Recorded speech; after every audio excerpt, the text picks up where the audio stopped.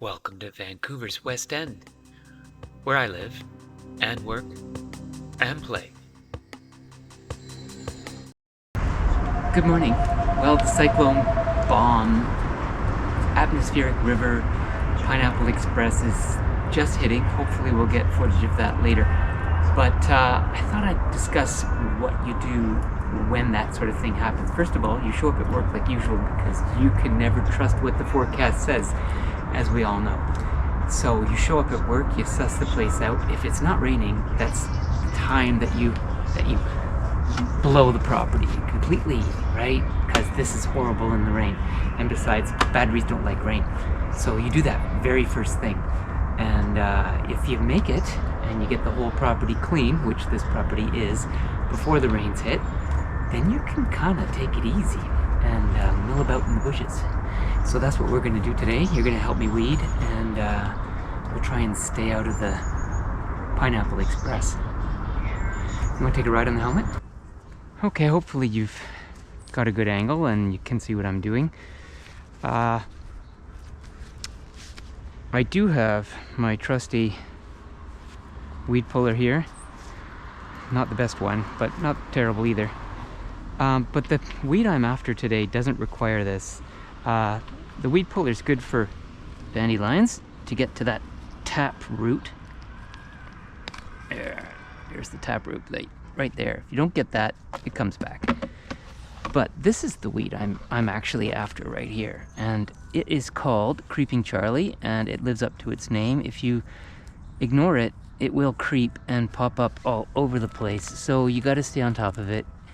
It's quite easy to pull, but you want to make sure you're kind of thorough with the roots.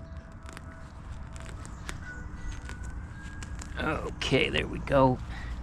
In the bucket. Let's just see what else we've got here. Another Creepy Charlie. It's getting darker by the minute. But so far, Snowmageddon hasn't lived up to its hype. Oh, there's one.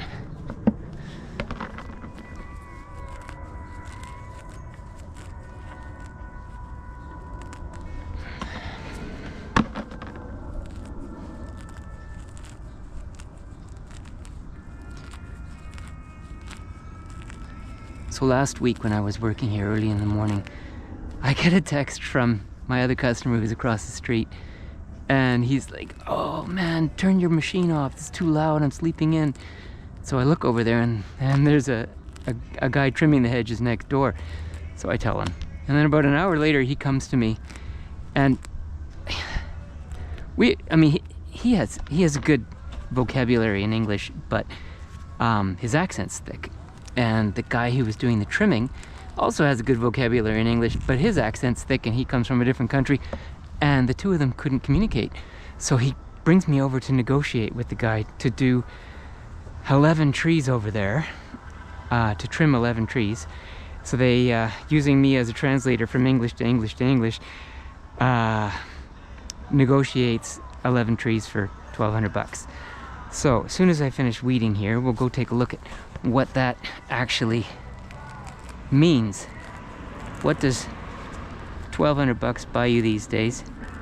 Now, I think the guy got an extremely good deal.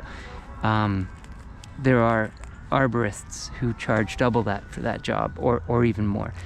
So he got the immigrant trying to stay alive deal. Well, after the negotiation to trim 11 trees on this property, I got Mr. Tran to do an estimate for trimming this giant hedge on this property, which goes around 4 sides. It's so big. And I think he gave an estimate of $2,300, which is a great deal. So a couple things about raking just as we're passing by. You can see my bin is square, not round, and that makes it much easier for raking stuff into it. So worth buying a square bin and laying it down and using your foot to put stuff in so you don't stress your shoulders at this time of year. Also, in this wind, as the storm's approaching, I just want to talk about my 95% rule. At this time of year, until all the leaves are down, I leave 5% of the leaves on the ground, because as soon as you turn around, this happens and the place looks like crap again. So really, I'm after the bulk, but not the mess. Okay, so let's talk about these 11 trees.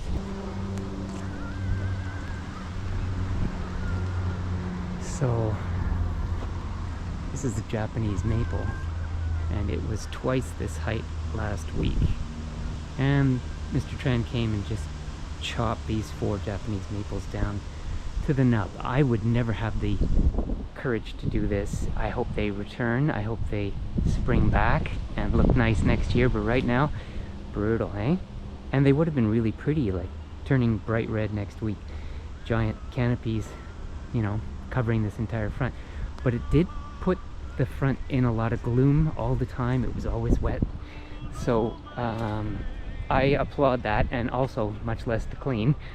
That was a mess all last summer cleaning.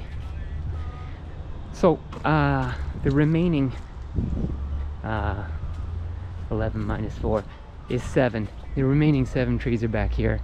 There's this Japanese maple, which was maybe 30% larger last week.